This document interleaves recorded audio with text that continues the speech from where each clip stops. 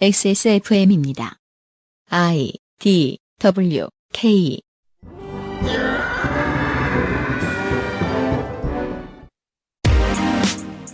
그 알실의 유승균 PD입니다. 최근 노동시간 연장 등의 계약 아젠다로 악명 높았던 고용노동부 산하 미래노동시장연구회의 권고문은 5개월의 연구를 거쳐 해당 문서를 내놓았습니다. 5개월이라고요?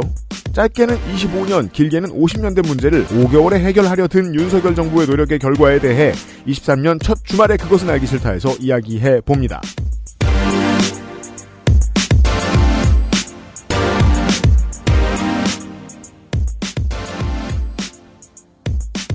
안녕하세요. 지구상의 청취자 여러분.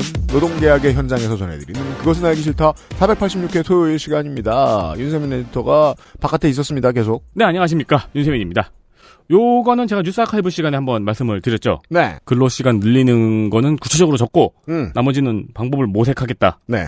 개선하겠다. 네. 끝! 연구해보자. 네. 한 줄을 써요. 한 줄. 특수고용 노동자의 처우 개선. 끝이라고. 그때 제가 아마 그렇게 얘기했을 거예요. 장수풍뎅이도 할 수 있는 말이라고. 네. 임금 격차 해소 끝이야 끝. 그러니까요. 장수풍뎅이가 하기에 너무 어려운 수준일 뿐인 거예요. 네. 자, 그 권고문의 내용을 뜯어보는 것이 나름 의미가 있습니다. 조성주 소장이 제가 보기엔 아주 괜찮은 의미를 끄집어내왔습니다. 그 권고문을 샅샅이 한번 뜯어보셨군요. 그렇습니다. 여러분들도 보실 수 있습니다. 너무 짧아요. 맞아요. 네. 아주 간결하고 모를 말 하나 없습니다. 한번 보시면서 들어보시겠습니까? 관심 있으신 여러분. 그것은 알기 싫다는 마구 긁고 노는 케미하우스 애견 매트, 인생은 한방, 원광디지털대학교 한방건강약선학과, 독일산 맥주용으로 만든 데일리라이트 맥주 효모 비오틴, 리뷰를 확인하면 꾸룩꾸룩 온유 마카롱에서 도와주고 있습니다. 유해물질 안전기준 통과로 믿을 수 있고 반려동물이 더 좋아하는 케미하우스 애견 매트. 인생은 한방. 전통과 현대를 융합한 체계적인 교과과정. 최고의 교수진과 함께하는 정규 수업과 오프라인 연계를 통한 심화학습. 다양한 자격증 취득과 창업 및 취업까지. 전통 식의 전문가를 향한 첫걸음은 원광디지털대학교 한방건강약선학과에서 2022년 12월 1일 원서 접수를 시작합니다. 인생은 한방. 원광디지털대학교 한방건강약선학과.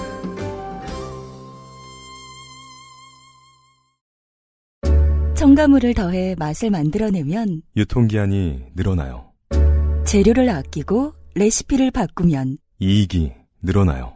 그런데 말이죠. 꾸르꾸르는 다르고 싶어요. 좋은 재료와 정성의 맛을 믿거든요. 진짜 디저트의 맛. 달콤한 순간은 꾸르꾸르. 한국의 명절 전통 음식 마카롱을 늘 저희는 명절 때마다 광고를 하고 있습니다. 전통 음식답게 정성스러운 명절 포장도 늘 꾸르꾸르해서 예쁘게 만들어주고 있죠. 꾸르꾸르 명절 포장은 늘 예뻤어요. 게다가 설선물 이번에는 설선물 패키지에만 한정으로 들어가는 신제품 쑥콩 쿠키볼이 들어간다고 합니다. 쑥콩 쿠키볼. 쿠키를 한 입 크기로 구워서 먹기 편하고요. 피칸에 잔잔한 쑥향이 이루어진 쿠키볼이라고 해요. 대박적인 물건이 나왔습니다. 그리고 그거를 콩가루에 버무렸대요. 그래서 명절 플레이버가 물씬 나도록. 좋습니다. 그러네. 명절 하면 콩가루네. 늘. 맞습니다. 네, 그런 느낌이네요. 피칸도 잘 어울릴 수 있어요. 마카롱, 쿠키, 마들렌과 스페셜 쑥콩 쿠키볼. 제사상에 올라갈 만한 음식들이죠. 네. 이 패키지는 어른들도 좋아할 게 분명합니다. 분명히 정성스러운 느낌일 거예요. 10월 1일부터 주문 순서대로 순차 배송을 하고요. 1월 18일에 마지막으로 발송을 하니까 일정을 잘 챙겨서 주문하시는 게 좋습니다. 그렇습니다. 우리는 어떤 민족이냐. 마카롱의 민족이지요. 그리고 그 명절 가가지고 떡, 절편 이런 거 먹고 와가지고 이제 집에 오면 또 가족끼리 쉬어야 되잖아요, 한번. 그렇습니다. 네, 쉴 때 또 꾸룩꾸룩 준비해 놓으시면은 네, 괜찮을 것 같습니다. 액세스몰에서 설날 패키지를 준비해놨습니다.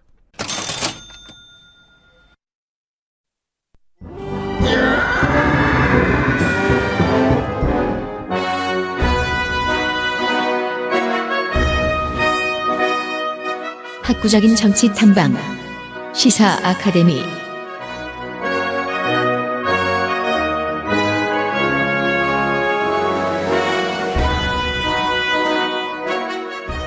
올 한 해 방송의 권두원에 해당하는 이번 주 그것은 알기 싫다는 복지와 노동에 대한 얘기를 합니다.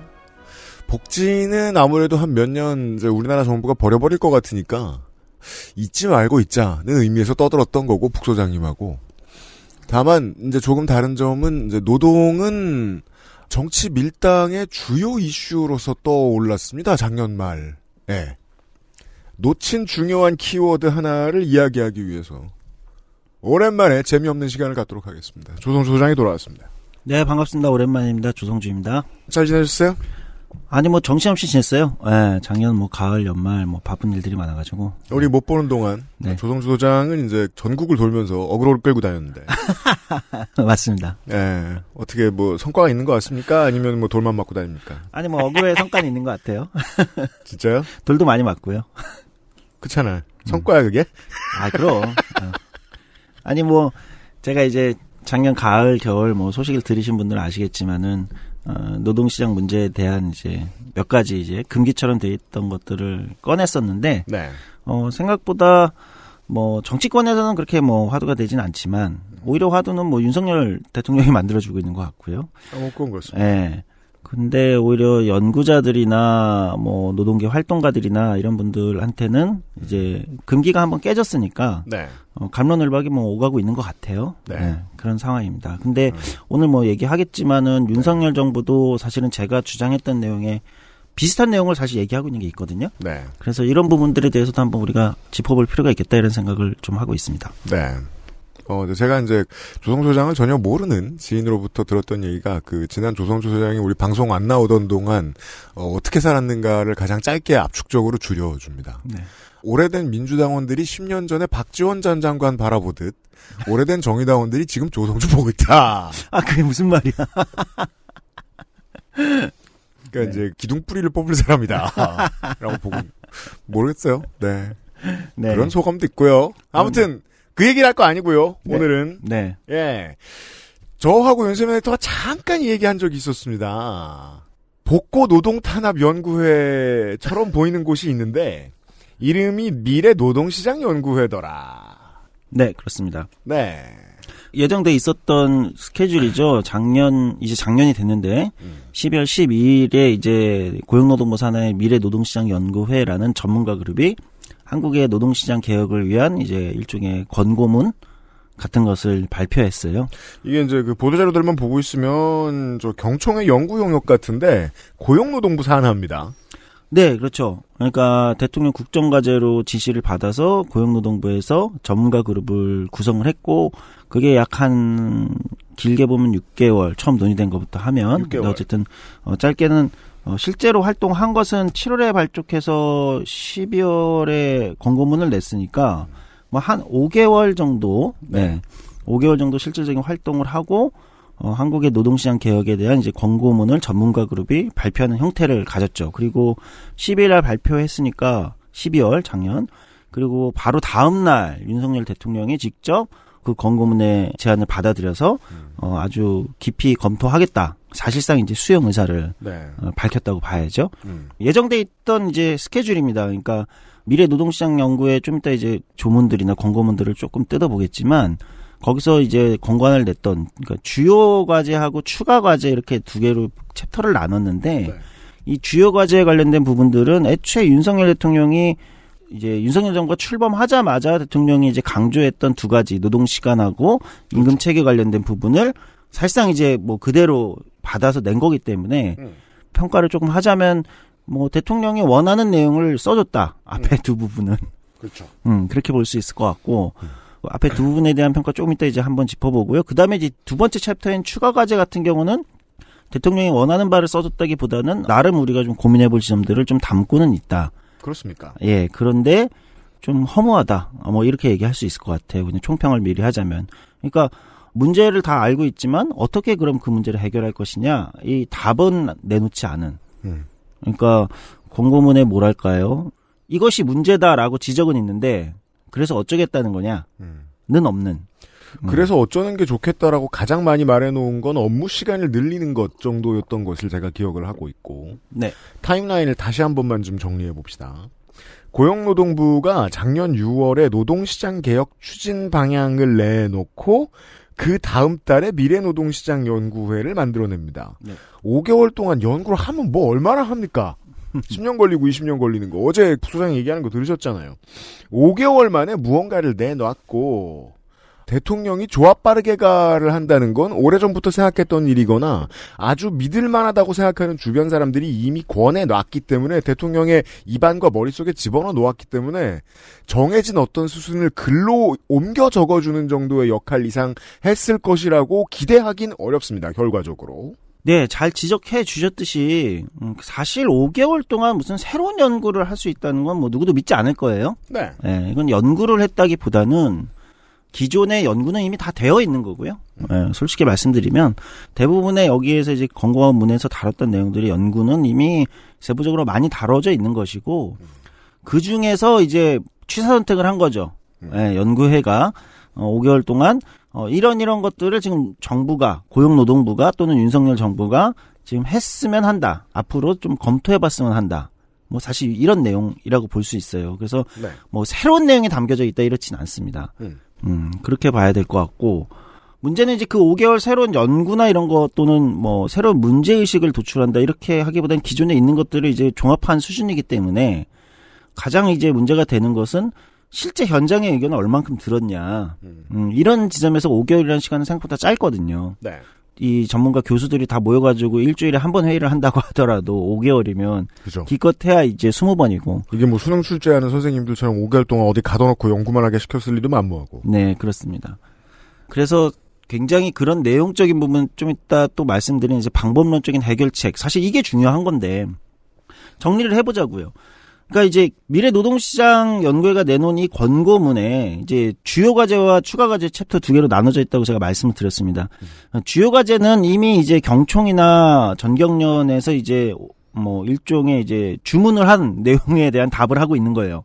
노동시간. 네. 그러니까 52시간 상한제를 노동시간 상한제를 문재인 정부에서 시행을 했고 그게 이제 일정 정도는 다시 이제 약간은 후퇴했지만 어쨌든 52시간 상한제라는 틀 자체는 이제 지켜지고 있었죠. 그런데 이제 이게 전체 뭐 기업들이 이제 적용되는 것을 이제 일정 정도 유예 기간을 좀 뒀었어요. 문재인 정부에서. 네. 저는 뭐 그건 합리적이라고 생각해요. 뭐 일몰은 필요합니다. 예, 노동계나 일부에서는 뭐 즉각 적용해야 된다 뭐 이렇게 얘기하지만 저는 솔직히 말하면 이제 모든 게 즉각 적용되면 좋지만 일정 정도 단계를 거치면서 이제 적응하는 기간이 사실 필요한 거고 산업이라는 영역에서는 이제 뭐 두 노총의 입장을 생각해 보면 거기다 대고 승리 선언 해버리면 좀 머쓱하기 때문에 맹원들한테 좋은 말을 들을 수 없기 때문에 보통 이제 쓸모 있는 결과가 나왔을 때는 채찍질을 더하는 패턴을 택합니다. 네, 그래서 뭐 원칙을 얘기한 정도고 그렇게 하다가 이제 본격적으로 52시간 강한제가 이제 본격적으로 이제 시행되는 찰나에 사실은 기존의 경총이나 정경련 등등등의 이제 산업계 경영계에 문제제기가 있었기 때문에 이것에 대해서는 미래노동시장 연구회의 권고문이 나오지 않더라도 윤석열 정부가 이미 손을 봤을 거다. 맞아요. 그러니까 답이 정해져 있는 거였어요. 정권이 바뀌는 것이 어떤 의미인가를 막 이렇게 정덕들이 막 침을 풀쳐가며 얘기합니다. 사람들은 자기가 찍어서 뭘 어떻게 했는지 모른다! 저는 생각보다 많은, 저는 거의 대다수의 유권자들이 표를 행사하러 나가서 어떤 것들이 어떻게 변화할 것이다를 알았고, 심지어 잠깐 까먹었다고 해도 어떤 변화들은 그래, 여기가 됐으니까 이렇게 돼야지라고 아주 깔끔하게 받아들이고 있을 거라고 믿는 사람입니다. 주 52시간제가 그러합니다. 이제 금방 법이 스트릭트하게 적용이 될 텐데, 윤석열이 당선이 됐다는 건 이걸 안 한다는 뜻 아닐까? 라고 원래부터 보수를 지지했든 갑자기 마음이 돌아서 윤석열을 찍었든 그 많은 시민들 다 이해하고 있었을 거라고 믿습니다. 주 52시간제 상한 없어진다.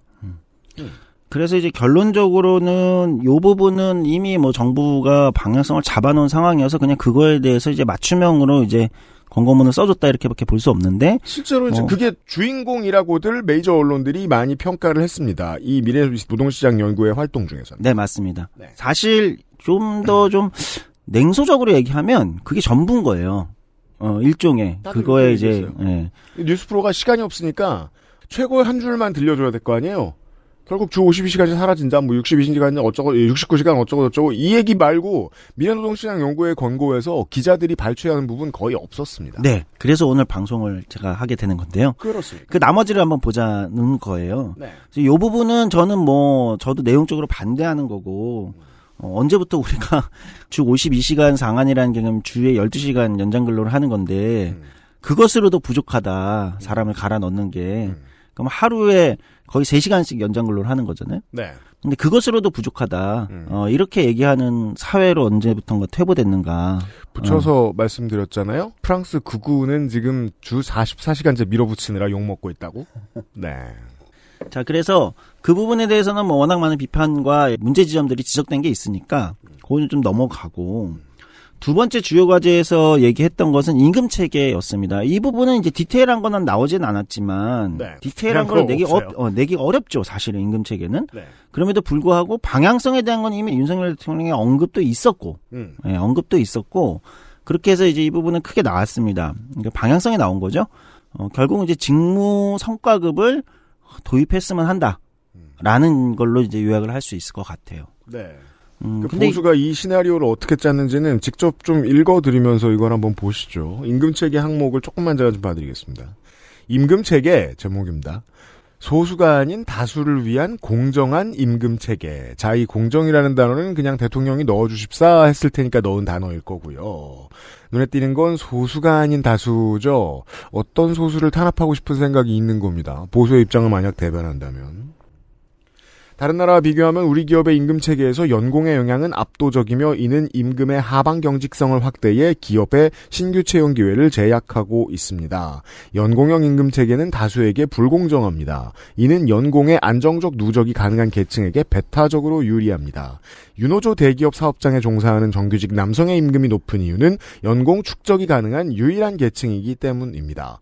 연공을 유지하기 어려운 계층, 즉 비정규직, 중소기업, 여성 등의 경우 내부 노동시장에 올라탈 수 없습니다. 고연차 노동력이 다수인 대기업의 경우 하청협력사나 소비자들에게 임금 비용을 전가하기도 합니다.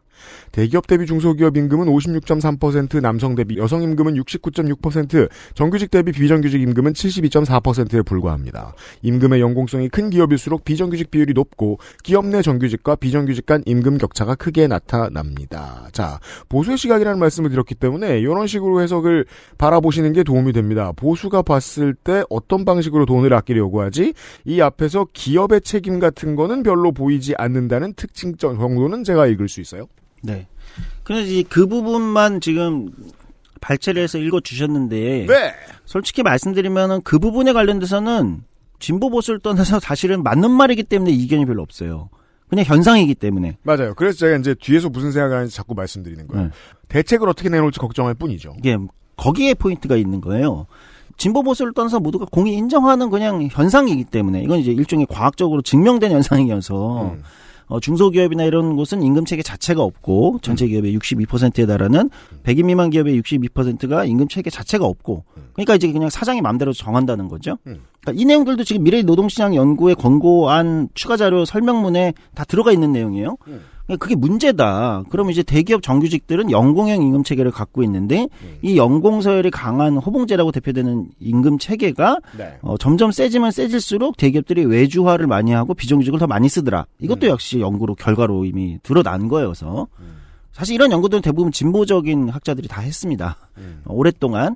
오히려 보수 쪽은 이런 연구를 많이 하지 않았어요. 네. 그래서 직무 성과급이 필요하다, 이렇게 이제 사실상 결론을 내고 있고. 직무 성과급. 네.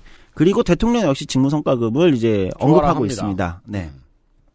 직무 성과급이라는 단어는 뭘까 생각해 보면 언제 우리가 들어본 단어냐면 이제 박근혜 정부 때 한번 썼던 단어예요. 예. 직무 성과급 도입 공공 부분에. 근데 전 세계 직무 성과급이라는 임금 체계는 없습니다. 그렇습니까? 네, 없습니다. 직무급이라는 임금 체계는 있고 성과급이라는 임금 체계는 있어도 직무 성과급이라는 임금 체계는 없어요. 그러니까 이건 거의 한국에만 있는 이거 자세히 단어예요. 예, 한국에만 있는 단어예요. 단어 둘을 뜯어가지고 무슨 관계인지 고민해 본 적은 없네요. 네, 왜 그러냐면 임금 체계라고 얘기할 때는 이제 이 임금의 어떤 구조를 얘기하는 건데 보통 임금은 고정급과 변동급으로 구분을 합니다. 그렇죠. 이게 이제 직관적으로 이해하실 거예요. 고정급은 그냥 내가 고정으로 매달 받는 돈이에요. 월급이죠. 사장이니까 알아요. 네. 네. 변동급은 뭘까요? 보너스를 얘기하는 거죠. 그렇습니다. 네, 보너스를 얘기하는 거예요. 성과 보너스 뭐 대기업 같은데 나오는 게 있으면 이제 그해 삼성에서 뭐 성과 보너스를 몇백 프로 줬다. 뭐 이런 거 있잖아요. 성과에 그렇죠. 따라서. 맞아요. 또는 이제 이게 뭐 작년보다 줄어가지고 또 뭐 MZ 세대가 반발을 하고 있다. 이런 뉴스도 우리가 가끔 볼 수 있듯이. 그럼요. 그냥 변동급이에요, 그렇죠. 그러니까 고정급은 주던 거를 안 주면 임금 체불이고. 그렇죠. 그렇죠. 변동급은 뭐 성과를 중심으로 주는 경우도 있고 또는 뭐 여러 가지를 도입할 수 있겠죠. 꼭 성과만 있는 건 또 아니에요, 사실은. 네. 조정되는, 변동되는 급여니까 고정되어 있는 급여가 아니라는 거예요. 직무급이라는 임금체계 또는 호봉제라는 임금체계, 연공급 또는 뭐 직무급 또는 일본에서 쓰는 직능급 또는 다른 나라에서 쓰는 숙련급 이런 단어들이 있어요. 임금체계에서. 이 단어들은 다 뭐를 가르치는 단어냐면 고정급을 가르치는 단어예요. 고정급. 네. 고정급을 어떤 체계로 어떤 기준으로 임금을 줄 거냐? 그러니까 고정급 내가 매달 고정으로 받는 돈을 호봉제로 하겠다. 연공급으로 하겠다 쉽게 얘기하면 그럼 그냥 연공 서열에 따라서 고정급이 정해지고 그러니까 회계부서가 가장 좋아할 패턴입니다. 간단하죠. 레퍼런스도 많은데 처음에 모델링 하기도 쉽습니다. 네, 그리고 그냥 엑셀표에 그냥 나이만 집어넣으면 그 사람의 임금이 나오는 거기 때문에 사실상 저도 이제 뭐 저 인사 일을 해본 적이 있기 때문에 본 적이 있는데 그건 퍼센티지가 똑같은 상태에서 수십 년간 금액만 올라가는 네. 기초에 시작하는 금액만 올라가는 이런 방식으로 그냥 30년 전, 40년 전 거를 그대로 써도 돼요. 맞습니다. 기업 입장에서 가장 매력이 있는 건 이 부분에서 쉬워요. 네, 쉬워요. 그래서 이제 기업의 인사 또는 노무 관리 부서들이 게을러지죠. 그리고 뭐 이거는 60대, 70대 다 이해하실 수 있을 거예요. 열정이 있는 젊은 직원들이 봤을 때 짜증나요. 그렇죠. 왜냐하면 내가 열의가 있고 열정이 있고 비전이 있으나 그렇지 않으나 이 대접 그대로 갈 테니까. 우리가 입사 1년 차하고 잠시 이제 짜투리를 내가지고 이제 설명드리면 한국이 그러니까 임금의 기울기가 있을 거 아니에요. 그렇죠? 올라가는 나이가 들수록 쭉 올라가는 이 기울기에 따라서 기울기가 가파르면 이제 그만큼 한 살 한 살 먹을 때마다 임금이 많이 올라가는 거고 기울기가 완만하면 이제 그 올라가는 단계가 이제 적은 건데 네. 한국이 전 세계에서 가장 높은 나라 중 하나입니다. 그렇습니까? 입사 1년 차와 입사 30년 차를 비교하면 3배 정도 돼요. 3배가 좀 넘는데 네. 3배가 넘어가죠. 3.2배 뭐 하여튼 연구마다 근데 3배가 넘어갑니다. 그건 실제로는 체감하기에 더 클 것 같은 것이 이게 조금 가파르다고 생각을 할 수가 없는 게 한국은 비약적인 성장을 멈추지 않은 나라예요. 되게 오랜 기간 동안. 그렇죠. 그랬으면 나중에 들어오는 사람들의 기본급이 추격하는 속도가 더 빨라야 되거든요. 네. 근데도 3배 차이가 나는 건 그렇죠. 실제로 만약에 우리나라의 성장이 정체된 나라였으면 6배, 10배 차이가 난다고 이해할 수도 있어요. 네. 네. 우리나라의 이제 대졸자 보통 사무직이나 금융권 보면 이런 쪽으로 많이 가는 대졸자 초임 임금이 이미 지금 EU나 뭐 일본보다 높거든요. 그러니까 왜냐하면 대기업 같은 경우에 대졸자 네. 초임 같은 경우는 굉장히 많이 올랐어요. 우리가 굉장히 산업적 성장이 있었기 때문에. 그러니까 일본이나 EU가 너무 오랫동안 묶어놓은 탓도 있는데 일본은 엄청나게 오랫동안 묶어놨죠. 그게 일본의 문제예요. 아 이제 일본에서 저 이제 일본 여행 다시 한번 가려고 여행 브이로그를 보지 않습니까? 네. 보고 있으면 이제 일본에서 직장생활 몇 년 차의 월급 공개 이런 그 대목들 꼭 있어요. 아 맞아요. 그런 브이로그들 있죠. 보고 있으면 처참해요. 그리고 모두가 똑같은 말을 해요. 근데 왜 여기 있냐고들 물어본다. 생활의 터전을 옮기는 게 쉬운 일이 아니다. 네. 예. 돈 잘 못 번다는 걸 알아요. 한국 사람들한테 얘기했을 때 일본 직장인이 나 돈 못 벌어라는 게 디폴트 값이 됐다는 걸 이해하고 있어요. 그렇죠. 일본에 여러분들 이름만 들으면 아시는 진짜 뭐 어떻게 보면 세계적인 대기업들의 대졸 초임자들 신입사원들 임금이 안 높아요. 네. 근데 그게 사실 일본의 문제점입니다. 그래서 기억나시는지 모르지만 고인이 된 아베 전 총리 같은 경우 당시에 이제 아베노믹스 한다고 하면서 굉장히 이제 뭐죠 통화량을 늘리는 한 측면 하나가 있고 네. 또 하나는 임금 인상을 계속 꾀했던 게 있어요. 당시에 뭐 렌고나 이런 이제 일본의 노총의 총리가 직접 임금 투쟁에 나서야 된다 노동조합이 그렇죠. 이런 얘기를 했을 정도로 아베 그런 말 한 적 있는 사람이에요. 네, 그러니까 이게 그만큼 일본에서는 이 신입사원들의 임금을 지나치게 저임금에 묶어놓는 이 구조가 문제가 되고 있는 거예요. 그럼 소비를 그만큼 안 하게 되고 네. 그만큼 이제 일본의 문제인 이제 소비를 안 하면서 발생하는 문제 있잖아요. 이 문제가 이제 계속해서 이제 일본의 발목을 잡는 거죠, 경제를. 그러니까 그게 좀 우스운 장면이었어요. 노조든 시민사회단체든 계속해서 침잠할 수밖에 없는 스토리를 가지고 있는 일본이란 말이에요. 아래에서 목소리가 끌어올라오기 좀 힘들게 구조화된 그 한가운데에 현 정권이 있는데 현 정권이 봤을 때에도 역동성이 너무 없으니까 네. 기업들이 반성할 줄 모르고 기업들이 경쟁력을 갖추지 못한다라는 말이 여기까지 올라오는데 그걸 하기 힘드니까 실제로는 그 기업들 자기들이 다 도와줘 놓고서 네. 일본 얘기 뭐 길어지긴 하는데 원래 일본이 전후 2차 대전 이후에 60년대 70년대 고도 성장기에 일본이 막 경제 잘 나갈 때 일본의 대기업들이 신입사원 임금을 그렇게 올리지 않았던 이유가 사실 있긴 하거든요. 원래는 처음에 좋은 이유였어요. 네. 일본이 특이한 게 뭐냐면 500인 이상 대기업과 뭐 100인 미만 뭐 이런 중소기업들 있잖아요. 임금 차이가 별로 안 나요. 네, 맞습니다. 10대 8 정도밖에 안 되거든요. 그러니까 우리가 지금 10대 5 막 2배가 넘는 상황인데 별로 안 나요, 차이가. 네. 그러니까 그 이유는 뭐냐면 대기업들이 임금을 계속 중소기업에 맞췄던 거예요. 신입사원 임금을. 맞죠. 그러니까 일종의 이제 일본 특유의 이제 수직 계열화된 이 구조에서 하청이랑 같이 살아야 되는데 우리만 너무 올리면 인재들이 대기업에만 오고 네. 하청으로 중견기업을 안 간다. 그래서 맞췄던 거예요. 대단해요. 원래는. 그런 방식으로 담합을 해요, 대기업들이. 이거를 이제 많이 연구한 사람들이 독일은 노동조합이 산별교섭 시스템이라는 걸로 임금을 조율한다면 일본은 기업들의 그죠. 조율이 되게 센 거예요. 네, 우리끼리 올리지 말아보자. 네. 예. 그렇게 되는 거죠. 네, 그리고 이제 예전에 네티즌님이 소개해 주었던 그런 아젠다를 뿌리죠. 1,000만 엔 넘는 연봉을 받는 사람들이 노동권이나 복지의 수혜를 그렇게 많이 입어서야 되겠느냐. 똑같은 급여 인상의 대상이 되어서야 되겠느냐. 이러면서 다른 다수의 노동자들이 소수의 돈 잘 버는 노동자를 미워하게 만드는 방식을 씁니다. 네. 그리고 그걸 본 한국 보수는 저렇게 하면 되는구나. 그렇죠. 반가워하죠. 네. 근데 이제 그나마 일본은 그 임금 차이가 크지 않음에도 불구하고 이제 그런 보수 쪽에서 경영계에서 그런 전략을 쓰는데 참고로 2021년 기준 일본 후생성이 조사한 임금구조 기본통계조사에 따르면 일본 신입사원의 21년 평균 월급은 21만 2,300엔입니다. 네.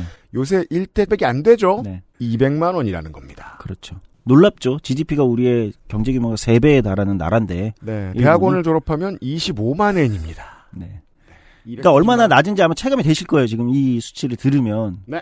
어쨌든 다시 돌아오면 네. 우리가 이제 다시 임금 차이 이 커브가 굉장히 높아요. 일본이 한 2.4 정도고 EU 평균이 한 1.8이에요. 입사 신입사원과 30년 차의 이 차이가. 비교가. 근데 일본이 연공서열이 굉장히 강한 나라라고 전 세계에 알려져 있었는데 우리가 그거보다 높으니까 3배니까 그렇죠. 이제 추월을 한 거죠.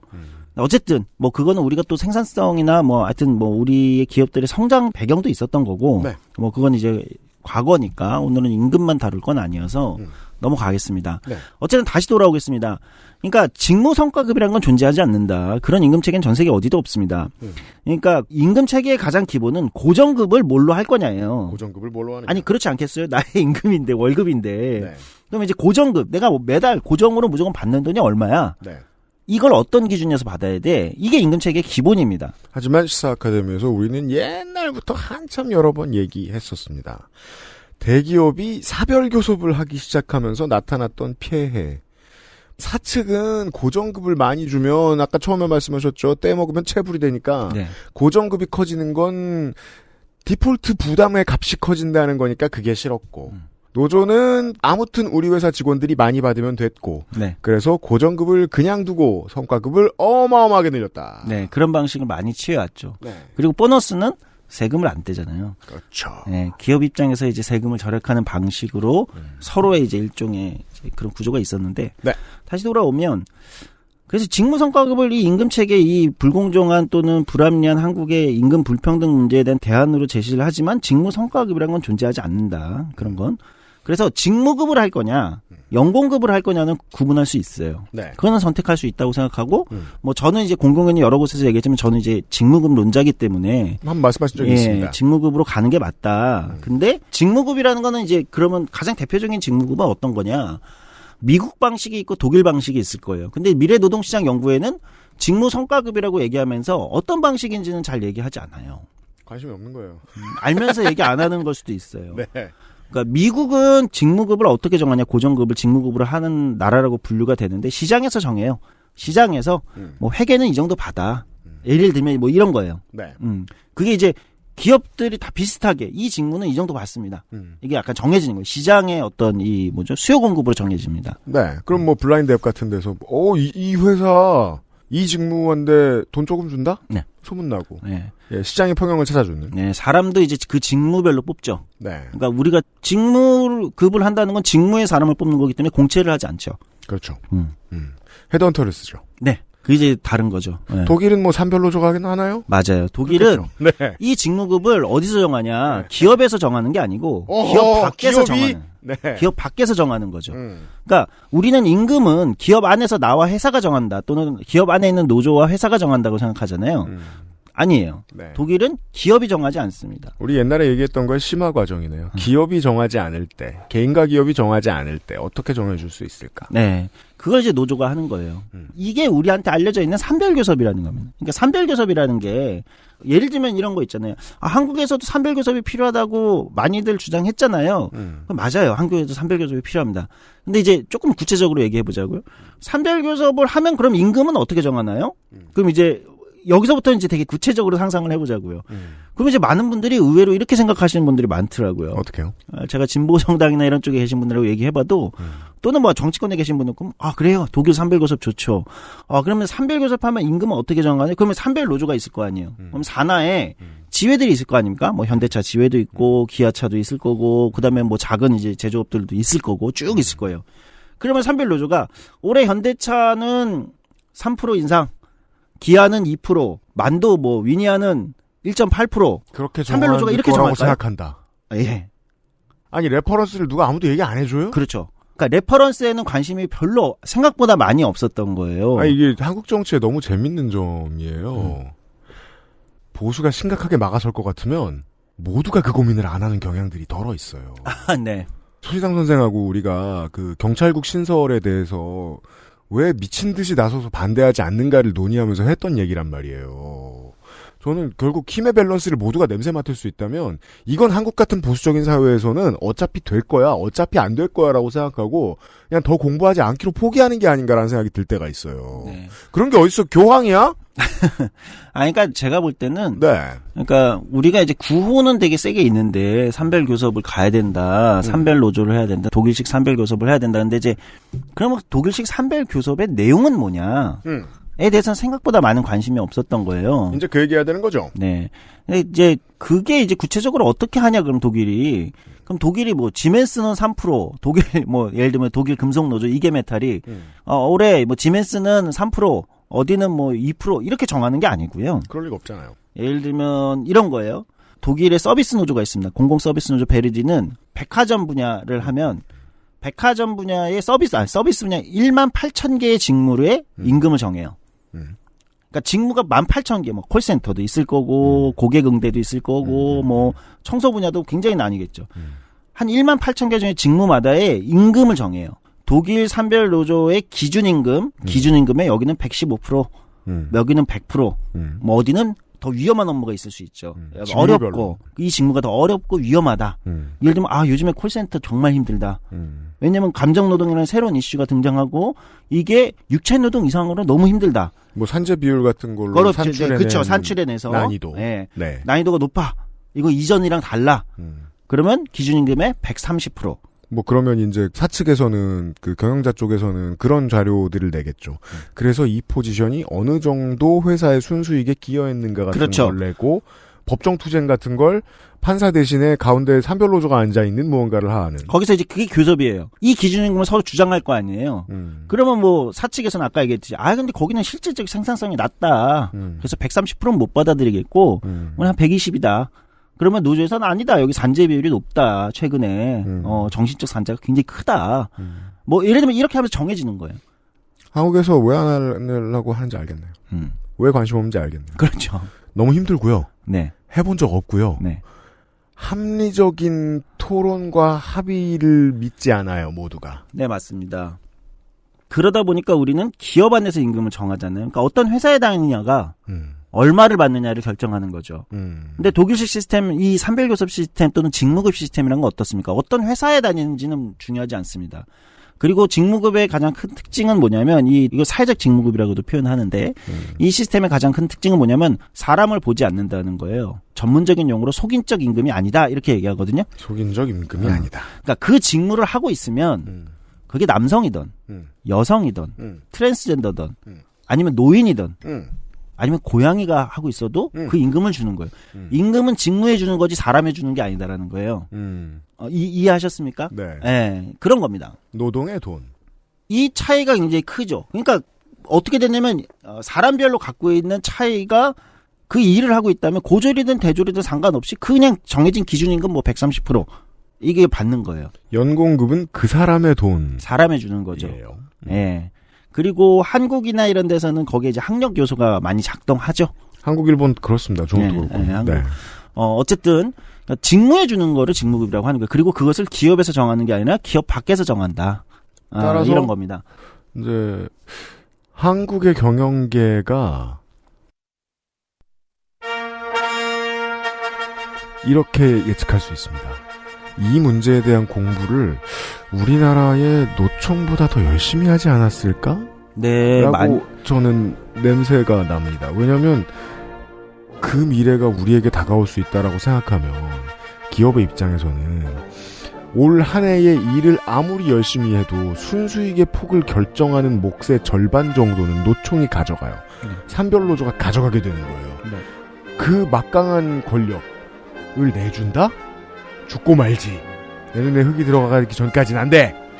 그러니까 임금을 기업 안에서 정하게 되면 사실은 제가 언제 얘기했지만 이제 독일 같은 경우는 노동조합을 기업 안에 만들 수 없다 이렇게 되어 있는 이유 같은 건데 임금을 기업 안에서 정하면 결국은 어떻게 될까요? 노동자들은 결국 그 기업에 강력한 소속감을 느끼게 됩니다. 맞아요.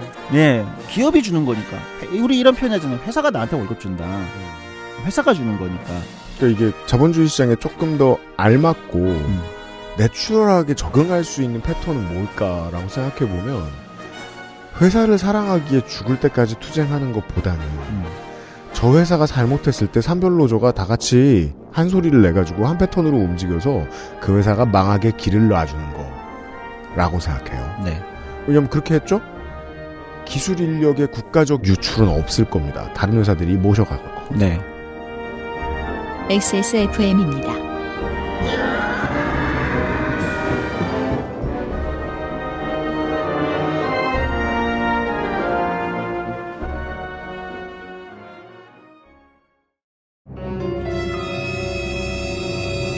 자, 지금부터 머리라는 단어를 입 밖에 꺼내면 죽는 거야. 데일리라이트 맥주 효모? 야! 그건 머리에 말할 수 없는 고민? 직접 확인해보세요. 데일리라이트 맥주 효모. 여러분과 저의 인생의 가장 큰 부분을 차지한 요파씨. 이제 자리를 바꾸어 안승준도 청취자가 됩니다. 2023년 1월 28일 토요일 오후 4시 서울 지하철 2호선 역삼역 수인 분당선 한티역 사이에 위치한 예림당 아트홀에서 열릴 요즘은 팟캐스트 시대 공개방송 안녕 승준에서 여러분과 인사를 나누고 싶습니다. 많은 분들이 와주셨으면 좋겠네요. 티켓은 인터파크에서 1월 6일 금요일 오후 7시부터 열립니다.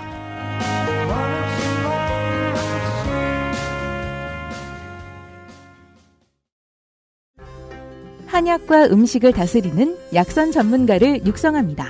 원광 디지털대학교 한방건강약선학과에서 2023학년도 신입생 편입생을 모집합니다. 원서 접수는 2022년 12월 1일부터 2023년 1월 10일 화요일까지. 인생은 한방. 원광 디지털대학교 한방건강약선학과. 자, XSFM의 겨울친구 원광디지털대학교 한방건강약선학과. 네, 작별 인사입니다. 신입생, 편입생 모집 일정이 이제 며칠 남지 않았어요. 이게 10일까지니까 저희 업로드 기준으로 4일 남았어요. 한방건강약선학과로 학과명까지 변경하고 절치부심하고 있습니다. 한의학과, 기초영양학, 식품위생학들을 기반으로 식이 전문가를 양성을 했어요. 자연건강 분야 국내 최고의 교과과정을 가지고 있고요. 전공을 연계한 석사과정, 웰빙문화대학원의 자연건강학과도 운영하고 있습니다. 아직 안 끝났어요. 10일까지예요. 공부 열심히 하세요.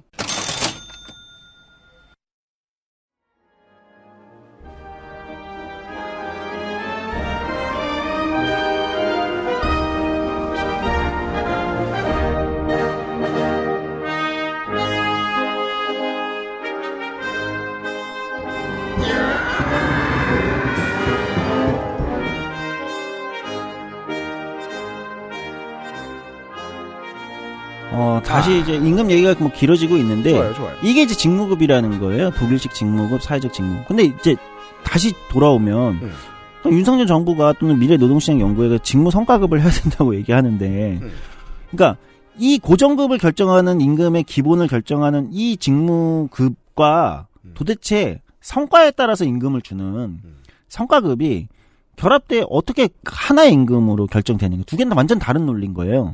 직무급은 직무급이고 성과급은 성과급이에요. 그러네요. 섞는 경우는 있습니다. 그러니까 독일의 공공부문도 전체를 기본으로 직무급으로 정하고 아까 산별노조에서 직무별 임금 기준임금으로 정하고 성과를 한 8% 정도 둬요.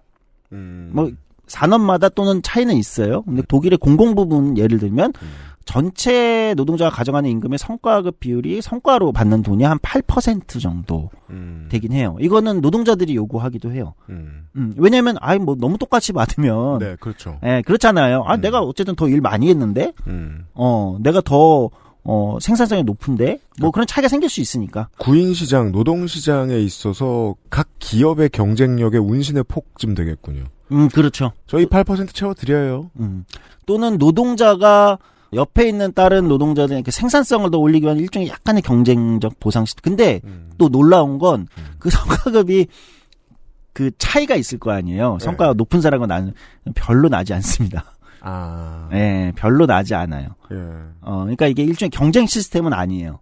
노동자 간 경쟁 시스템이라기보다는 전체에서 뭐 보너스 같은 개념이죠. 진짜 보너스죠. 원래 보너스가 원래 그런 개념이니까. 한국이 좋아할래야 좋아할 수 없는 시스템. 한국에서는 기업들도 한국의 기업들이 얘기하는 성과급은 훨씬 경쟁적 시스템입니다. 맞아요. 이런 게 아니에요. 네. 이런 게 아니고 옆에를 눌러라. 그렇죠. 경쟁해라. 약간 이런 거예요. 그러니까 이제 두 개는 완전 다른 논리로 작동하는 거고. 이해했습니다. 근데 어쨌든 기업들이 하고 싶은 건 성과급이에요. 기업들은 사실 직무급을 하고 싶어 하지 않습니다. UMC가 잘 지적을 했듯이 너무 어려워요. 복잡하고 기업의 권한이 사라져요. 그러니까 쉽게 말하면 삼성의 사원들을 통제할 수 있는 권한이 사라지는 거예요. 그렇지 않다면 어려워도 했을 거예요. 그렇죠. 네. 무슨 수를 써서라도 대한민국 기업들이 어떤 기업들인데 유능하니까 기업이 내 직원들을 내가 통제할 수 있는 우리는 임금으로 통제해 온 거예요. 돈 더 줄게. 네. 너 여기 나가면 너 이제 돈 못 벌어. 뭐 예를 들면 임금으로 통제해 온 겁니다. 그러니까 결국은 돈 싸움 같지만 앞으로 이제 돈을 누가 쥐고 흔들 수 있느냐는 힘의 싸움이잖아요. 네. 그러니까 우리가 이제 민주당과 국민의힘이 검찰의 힘을 가지고 계속 영원히 싸우고 있듯이 왜냐하면 그 힘은 미래를 결정지어 줄 테니까 기업 입장에서도 마찬가지겠죠. 독일처럼 되고 싶은 생각 전혀 없을 거예요. 그렇죠. 그러니까 그런 방식은 한국의 기업들이 성장해오고 한국의 기업들이 노동자들을 대해왔던 관계 맺었던 방식이 아니기 때문에 그러니까 싫어하죠. 사실은. 네. 그러니까 직무급을 싫어해요. 사실 솔직히 말씀드리면 기업들이 성과급을 하고 싶어하죠. 직무급은 노조만 싫어하는 줄 알았죠. 아니에요. 기업들도 싫어합니다. 다 싫어해요. 네, 다 싫어해요. 그만해 이제. 누가 그렇게 가고 싶어 하겠어. 근데 문제는 원하지 않아. 네, 문제는 뭐냐면 그럼 왜 굳이 성과급을 하겠다고 얘기하면 되는데 직무 성과급이라고 얘기할까? 왜 그럴까? 자, 아까 직무급의 최대 장점은 뭐냐면 노동시장에서의 평등성이 굉장히 강합니다. 어떤 회사에 다니든 예를 들면 내가 그 직무를 하고 있다면 이 산업에서는 그 직무를 하는 사람들은 거의 다 동일한 임금을 받는 거잖아요. 어느 기업에 다니느냐에서 임금이 정해지는 게 아니기 때문에. 네. 그렇기 때문에 노동시장에서의 소위 말하는 동일노동 동일임금에 가장 가까운 임금 체계입니다. 내가 이제 70이 됐어요. 은퇴를 하고 가장 힘들어지는 건 돈 때문이라기보다는 내 쓰임새를 스스로 확인하고 싶은데 그걸 계속 실패할 때거든요. 그러니까 노인들이 그래서 실의에 빠집니다. 내 쓰임새가 점점 작아지고 내 자긍심이 점점 작아지니까. 근데 스페셜티만큼은 어딘가에서 계속 인정해주겠대. 그 뭐 20살 때 임금을 받든 뭐 25살 때 임금을 받든 괜찮죠. 할만하죠. 네. 어떤 점에서? 행복도에 있어서. 네. 하여튼 뭐 오늘 임금체계 특집은 아니었는데 네, 길어졌는데 많이 해버렸어요. 네, 많이 해버렸습니다. 뭐 알아서 편집을 해주실 거니까. 네. 그럼 이거 여기까지만 하고요. 네. 네. 어쨌든 그렇습니다. 그래서 이제 실제 의도는 성과급을 하고 싶어 하는 거다. 경영계는. 그리고 노동시장 미래 노동시장 연구회나 이 권고문이나 정부 자꾸 직무 성과급이라고 얘기하는 이유는 직무급을 그나마 붙여야 이론상 우리가 동일노동 동일임금 또는 노동시장 내에 기업 간 임금 불평등을 해소하려는 의지가 있습니다. 또는 그런 의사가 있습니다를 포장할 수 있기 때문인 거예요. 왜냐하면 직무급이 그것을 해결하는 일종의 그 대안적 임금 체계이기 때문에. 그래서 언제나 그렇게 얘기합니다. 진짜 속셈은 좀 높은 사람들을 끌어내리기 위해. 라고요. 그래서 성과급을 하고 싶어 한다 이렇게 볼 수 있을 것 같고요. 자, 근데 이제 다음으로 넘어가겠습니다. 그 다음에 미래 노동시장 그 연구회가 냈던 이제 핵심들은 추가 과제들이에요. 뭐가 있을까요? 예, 추가 과제들 대표적으로 좀 짚어드릴게요.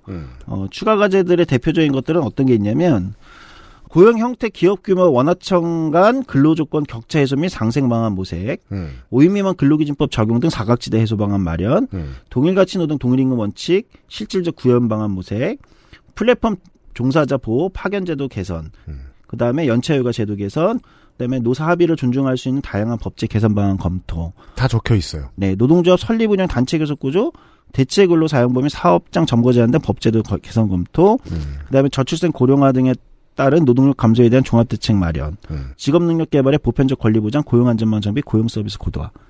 사실 크게 틀린 말은 없어요. 다 좋은 말이고. 네. 그래서 이제 이 권고가 처음 나왔을 때 국민의힘을 지지하지 않는 많은 사람들이 이 점을 비웃었던 겁니다. 이 좋은 말을 쭉 써놓고 강화, 개선, 지원, 마련할 것, 고도화 이렇게 써놓고 아무런 로드맵도 없다. 네. 그게 문제인 겁니다. 예. 그게 핵심적인 문제인 거예요.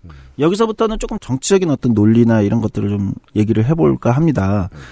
아니, 제가 이제 서두에서 얘기했듯이, 아니, 대한민국의 노동시장에 이런 문제점들이 있고 이런 것들을 개선해야 된다는 건 진보 보수를 떠나서 모두가 공감하는 바이고 인정하는 바란 말이죠. 그런가 봐요. 다 써놓은 근데 문제는 보니까. 갈등은 어디서 늘 일어나느냐. 그럼 어떤 방식으로 해결할래? 방향성. 해결의 방향성에서 우리가 진보와 보수가 싸우든 노동계와 경영계가 싸우든 또는 뭐 여러 의견들이 있던 방향성에 대한 갈등이 있는 거지. 그렇죠. 문제점이 있다. 그리고 이걸 개선해야 된다는 거에서 우리의 갈등은 그렇게 크지 않습니다.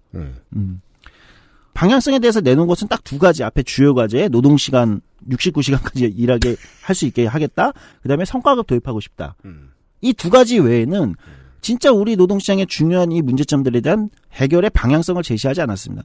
근데 사실 어떻게 보면 다시 또 변명을 하자면 제가 대신해서 아니 5개월 동안 5개월 동안 활동해서 무슨 방향성을 내겠어요. 묘수를 내겠습니까? 지금 뭐 20년째, 30년째 이 노동시장 이중구조 문제는 20년 넘게 대한민국의 문제라고 지적되어 왔던 건데 노무현 대통령 시절부터 그 20년 넘게 묵은 대한민국의 가장 어려운 문제를 5개월의 활동 동안 어떤 해결의 방향성을 낸다는 건 너무 이상하죠.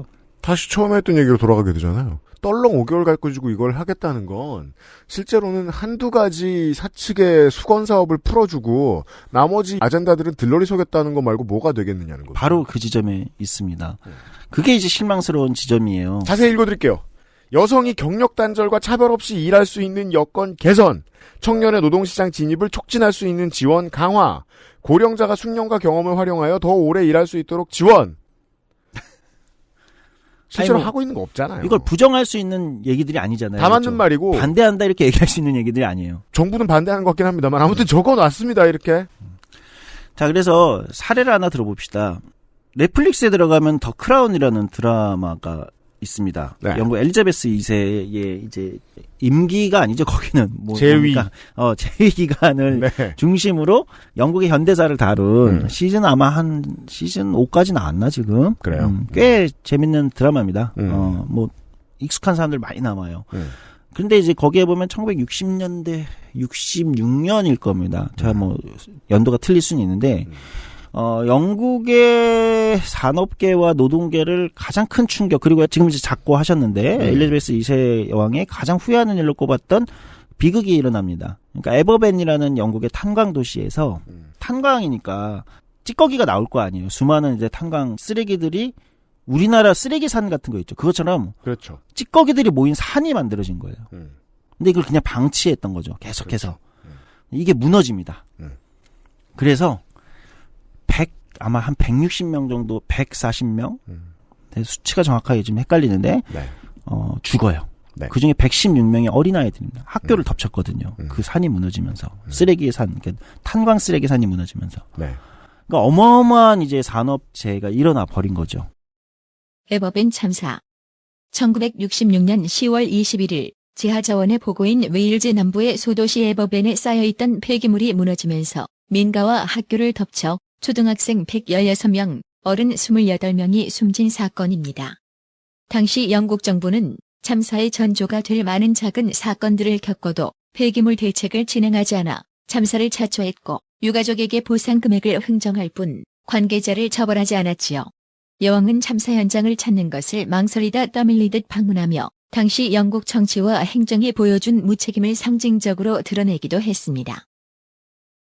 이것이 1966년 에버벤 참사입니다. 네. 그렇게 되면서 언제까지 우리가 영국이 그때까지만 해도 매년 1,000명의 노동자가 죽었어요. 우리가 지금 800명씩 죽고 있거든요. 네. 700~800명. 그러니까 이제 우리보다 지금 더 많이 죽었다는 거예요. 그러니까 어마어마하게 산업안전이 후진국이었던 거죠. 영국이. 그러니까 이 사고 때문에 이제 크게 이게 노동당 정부 시절에 일어난 거거든요. 당시 이제 정권은 노동당이었어요. 그래서 이 사고가 일어나고 영국이 이게 산업안전에 대한 우리 근본적인 개혁을 해야겠다. 고민을 합니다. 그래서 1970년에 로벤스 위원회라는 이제 일종의 우리 노동시장 연구회 같은 거예요. 로벤스. 근데 이게 이제 산업안전 문제, 노동안전 문제를 전담하는, 이걸 근본적으로 어떻게 하면 해결할 수 있냐? 전문가 위원회를 그룹을 꾸립니다. 네. 근데 여기에는 전문가들만 모인 건 아니에요. 전문가들이 모였지만 이 로벤스 위원회 위원장은 정치인이었어요.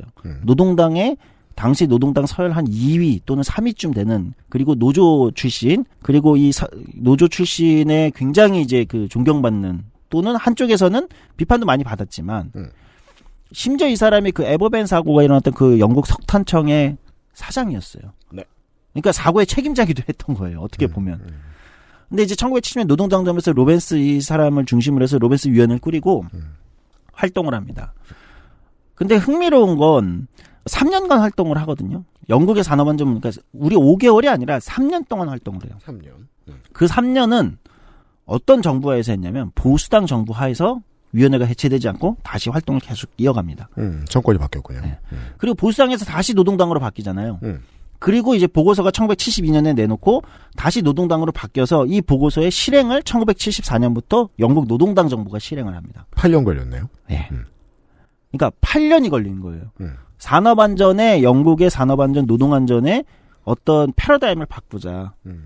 8년 동안 정권이 3개가 거치면서 기조가 유지되고, 우리는 이런 거잖아요. 정권 바뀌면 이전 정권 다 틀렸어. 예를 들면 다 뒤집잖아요. 지금 윤석열 정부가 그걸 굉장히 강하게 하고 있는데. 신나게 하고 있습니다.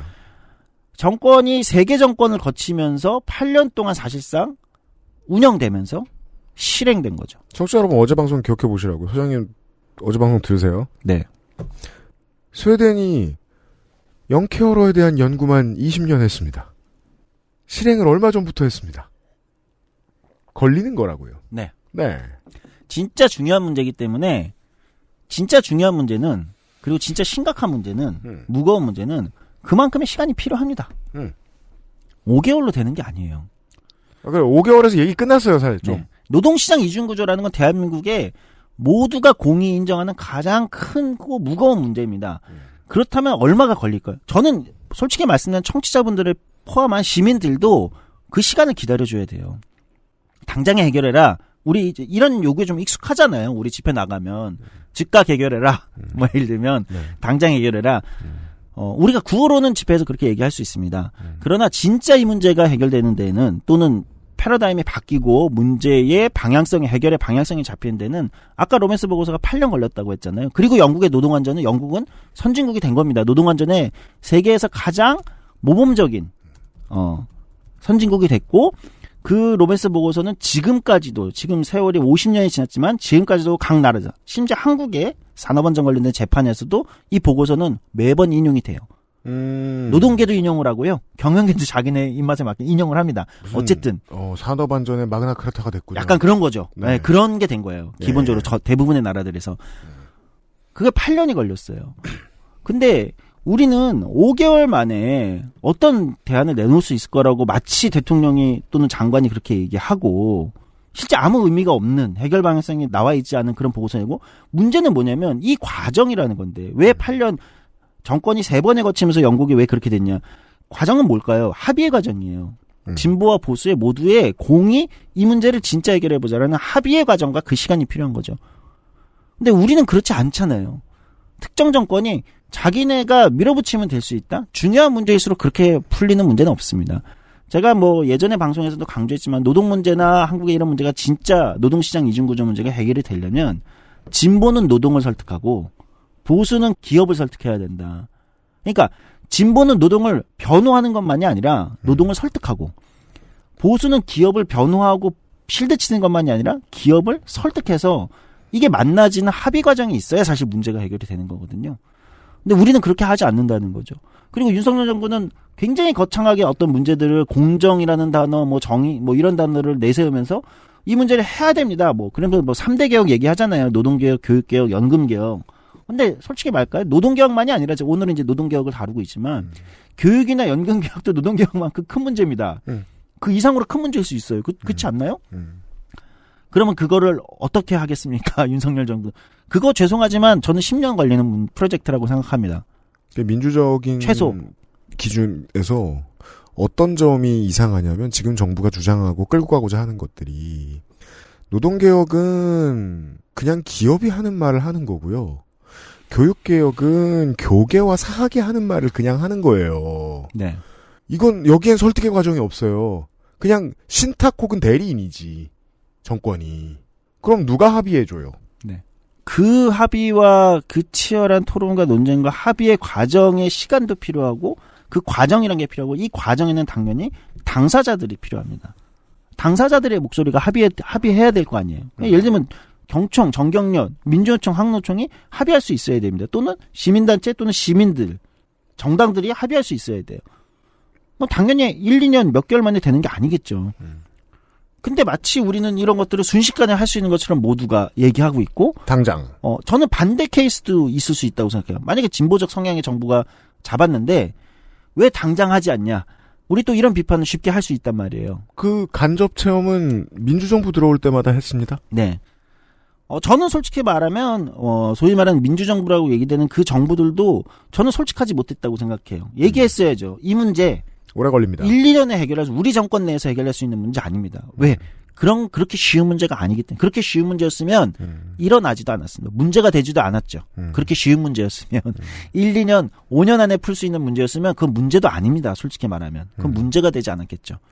이게 문제가 되는 이유는 이게 적어도 몇십 년에 걸쳐서 구조적으로 해결돼야 되는 문제이기 때문에 저는 이걸 밝혔어야 된다고 생각해요. 근데 한국 정치, 이건 한국만이 아니라 한국 정치의 특징은 뭐냐면 보수든 진보든 기대감은 굉장히 높여놓는 거예요.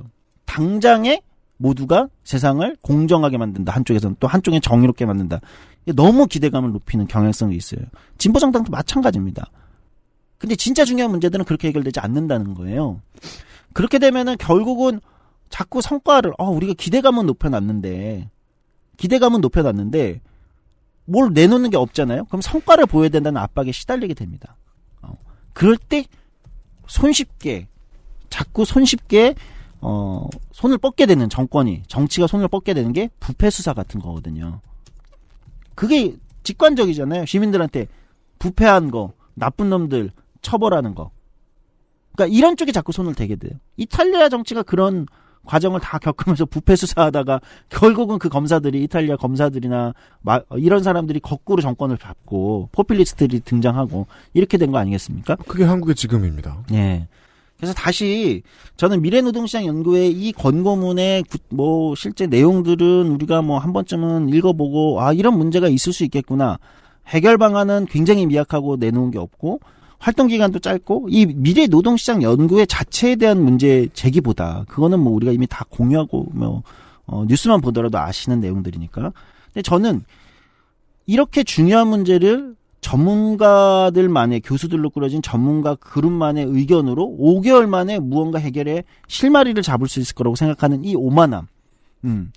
진보와 보수를 모두 떠나서 생기는 이 오만함. 저는 만약에 그게 보수 정권이어도 우리가 노동시장 이중구조 문제 해결을 위해서 진보와 보수 여야를 넘고 또는 다음 정권까지도 같이 고민할 수 있는 10년 또는 최소 20년짜리 프로젝트를 하겠습니다. 라고 얘기한다면 저는 보수 정권이어도 신뢰를 할 수 있을 것 같아요. 문제를 진짜 진지하게 생각하고 있구나. 적어도 문제를 해결하려고 하고 있구나. 근데 저는 진보 정권이어도 우리가 정권 내 문제 해결하겠습니다. 이렇게 얘기한다면 저는 1도 신뢰하지 못할 것 같아요. 그럼 반대도 마찬가지겠죠. 네. 손쉬운 칼에 자꾸 이제 손을 자꾸 가게 만드는 이런 방식의 일종의 과도하게 기대감을 높여놓는 이런 방식의, 그러니까 개혁은 저는 그런 방식으로 가능하지가 않다. 우리가 혁명보다 개혁이 어렵다는 레토릭이 있지 않습니까? 그럼요. 그 이유는 여기에 있어요. 혁명은 할 수 있어요. 그러나 금방 다시 뒤집어집니다. 네. 개혁은 하고 나면 오래 가는 거죠. 그렇게 하기 위해선 시간도 오래 걸립니다. 늙을수록 확신이 드는 게 인류에게 혁명은 종종 축제에 지나지 않지 않았나 네. 하는 생각이 들곤 해요. 신나하고 제자리를 찾거든요. 물론 나아가는 게 없진 않지만 네. 결국 혁명적으로 우리 삶을 바꾼 것들은 다 소소한 개혁이었던 것 같기도 합니다. 네. 그리고 거기서 출발하는 경우가 많았죠. 그래서 저는 언제나 혁명은 도둑처럼 찾아온다고 이야기합니다. 실제 혁명은 우리가 혁명인 줄 모른다. 이런 얘기를 당내에서 하셨어요? 네, 많이 했죠. 출당 안 당했어요? 다 싫어하죠. 사실 나한테 거짓말 당 적 없지 이제. 쫓겨났지. 아니야, 아직 있어. 아직 있고. 이제 등 정의당 잘 참네. 등 뒤가 약간 서늘할 뿐입니다. 이렇잖아요. 시사 아카데미니까 네. 시사를 생각해 봅시다. 한국의 먹물들은요. MLB 파크에 글 자주 쓰는 고정닉들이랑 똑같은 성정을 갖고 있어요. 10초 단위로 일희일비합니다. 6개월하고 평가하고 시원치 않다느니 리더십이 부족. 어떻게 알아? 어떻게? 1개월하고 평가하고 한 경기하고 감독을 갈자 그러고 트레이드를 하자 그러고 그러면 체온이 안 낮아지잖아요. 네. 혈당이 계속 높잖아요. 그러니까 부패 수사를 해서 신나하는 거예요. 아드레날린을 유지해야 되니까. 그런 방식으로 시사시장은 계속 돌아가거든요. 그들이 오피니언 리더가 돼 있단 말이에요. 정치인이 위자드리에서 나오는 사람들인 줄 아는. 그 합의 과정에서 뽑힌 대통령은 그 기대 속에 들어갈 수밖에 없어요. 그 비하놓으면 화형당해야 되는 거예요. 그렇죠. 그런 거예요. 이걸 네. 어떻게 이겨요? 네. 이걸 어떻게 이겨요? 소장님도 간혹 이제 TV 들락날락 하니까 알 거야. 1999명이 그런 말 하고 먹고 사는 사람들이에요. 맞습니다. 이거 어떻게 이겨요? 네. 그러니까 지금 이게 저는 뭐 냉소나 절망을 좋아하진 않지만 너무 과도한 흥분 상태, 그러니까 불모의 흥분 상태라고 하죠. 다들 뭐 어마어마한 열광과 세상을 당장에 다 바꾸던가 뭐 이렇게 하는 이 흥분 상태는 있는데 결과는 나오지 않는. 그리고 그것에 사실상 그것을 이용해서 일종의 코인을 네. 운영하는 코인을 네. 타먹고 있는 수많은 예를 들면 사기꾼들이 지금 저는 한국 정치와 한국의 중요한 문제들을 지배하고 있다고 생각해요. 그러니까 제가 원래 이런 냉소적인 말을 좋아하진 않는데 그럼에도 불구하고 저는 그런 냉소에 빠질 때가 요즘은 종종 있어요. 아니 어떻게 다들 세상을 이렇게 바꿀 수 있다고 자신하지? 저는 사실 그렇게 생각하지 않아요. 오래 걸리는 문제, 진지하게 문제를 접근하는 사람들은 그렇게 기대감을 높이는 얘기를 하기가 어렵습니다. 네. 차분히 하나씩 가지자. 그리고 성공하는 또는 보여줄 수 있는 하나의 모델이라도 만들어보자. 예를 들면 이런 얘기를 하는 사람들이 저는 오히려 진정성이 있어 보인다. 뭐 진정성이라는 단어도 제가 좋아하는 건 아니지만 그 정치는 이런 양단이 어렵잖아요. 네. 근데 특히 정치에서 어렵죠. 왜냐면 당선돼야 돼요. 네, 한 번은 끊어내야 되는데 그게 어려운 거죠. 내가 말하지 않으면 상대가 또 그걸로 공격을 할 거니까. 네. 예, 이제 이 악순환, 악순환의 고리를 우리가 어디서 끊어내야 되냐. 저는 그건 결국은 시민들이 결단해야 된다고 생각해요. 더 이상 그런 코인 사기 같은 거에, 일종의 코인 사기 같은 거에 그렇게 눈길을 주실 필요가 없어요. 오래가는 얘기들에 좀 더 귀 기울이고 정답이 명확하지 않은 얘기들에 조금 더 고민하고 이런 게 좀 더 필요하지 않을까요? 시민사회가 작동하는 방식과 감각도 하루아침에 못 바뀌어요. 네. 오래 걸릴 겁니다.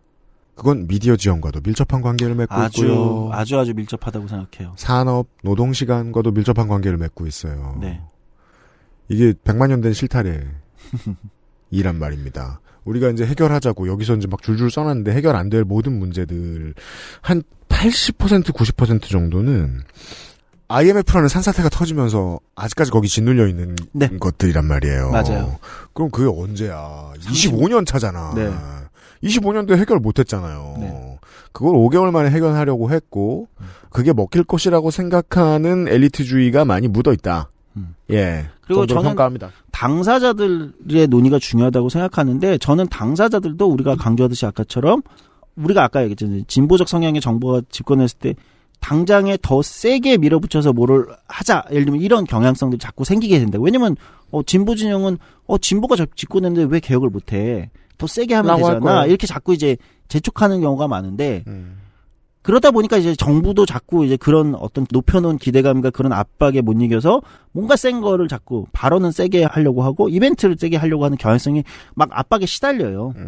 저는 문재인 정부도 그런 압박에 너무 많이 시달렸다고 생각해요. 그리고 스스로 이제 그 길을 많이 걸어갔다고 비판하는데 길게 가야 된다는 거예요. 솔직하게 얘기하고 그리고 보수도 진보하고 합의해야 됩니다. 윤석열 정부가 진짜 노동개혁, 교육개혁, 연금개혁 하고 싶다면 지금 노동조합은 무슨 뭐 회계장부가 뭐 부패 뭐 이런 것처럼 몰아세울 게 아니라 무슨 노동귀족 이런 단어를 쓸 게 아니라 노동조합과 대화해야 됩니다. 교육계와 대화해야 돼요. 교사들하고도 대화해야 되고 학생들하고도 대화해야 됩니다. 연금도 마찬가지지 않습니까? 지금 마치 왕처럼 군주처럼 무슨 개혁을 여기 정의로움과 공정함이 있다. 이렇게 그건 개혁할 수 있다. 이렇게 생각하는 거야말로 어마어마한 오만이죠. 그건 민주주의 정치 지도자의 태도가 아니다 이렇게 볼 수 있을 것 같습니다.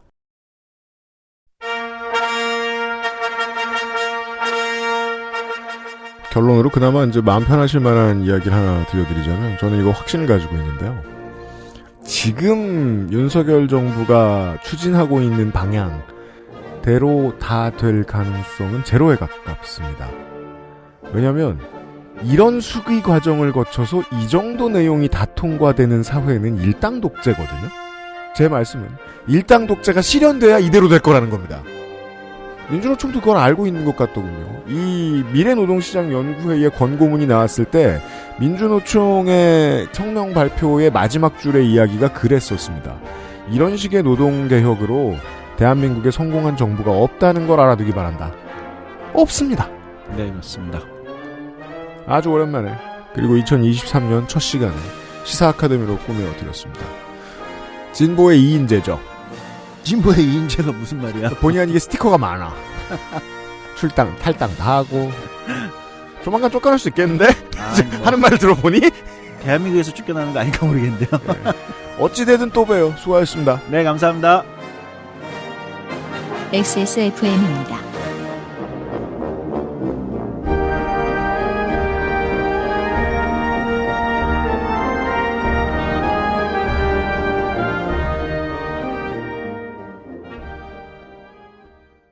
우리 아이들에게 꼭 필요한 거?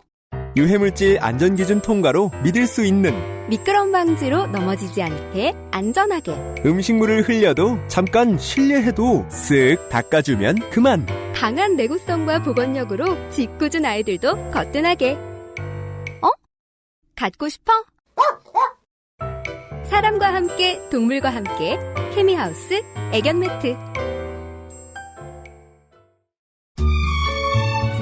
제가 마카롱이 기대했던 모든 것이었어요.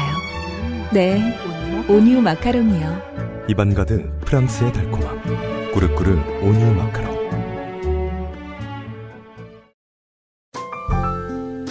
오랜만에 엄마 보고 왔더니 마음이 짠하더라고. 허리도 많이 굽어지고 주름살은 어찌 그리 많이 들었대. 그래도 전에는 머리숱은 많았었는데 지금은 그마저도 휑한 느낌인 거야. 엄마, 아들이 잘 챙겨드리진 못해서 죄송해요. 이제부턴 그중 하나만이라도 제가 챙겨볼게요. 그거 있잖아요. 그거. 말할 수 없는 고민? 직접 확인해보세요. 데일리라이트 맥주 효모. 아스트랄 뉴스 기록실 뉴스 아카이브.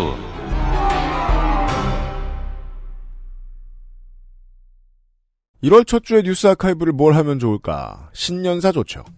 윤석열 대통령이 1일 신년사를 발표했습니다. 그렇죠. 용산 대통령실 청사에서 참모들을 앉혀놓고 발표를 했지요. 네. 왜 앉혀놓은지 모르겠어요. 없어도 되는 것 같은데. 그러니까 반대할 거 있으면 말하려 했나? 아직 30 남았으니까 대통령의 2023년 신년 메시지가 이걸로 끝일지 어떨지는 아직 모르긴 합니다. 원래 전통적인 신년은 설이니까요. 네.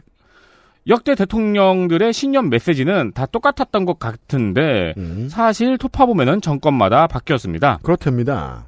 이승만 대통령 때는 신년에 뭐 잘하자는 의미의 메시지를 그냥 짧게 배포했어요. 아, 그땐 초보라 그랬나 보네요. 네, 그리고 그때는 TV도 아니었고 이러다 보니까 그냥 언론에 짧게 이승만 대통령이 잘하자고 했다. 뭐 이런 식으로 발표가 하고 그렇군요. 대신에 이제 각계의 인사들이 이승만에게 신년 인사를 하러 왔어요. 네, 그 되게 구체제의 이제 저개발 국가들의 특징 중에 하나죠. 각계의 인사들이 인사하러 옵니다. 맞아요. 지도자에게. 옛날 왕들처럼 이제 이승만이 이렇게 서 있어요.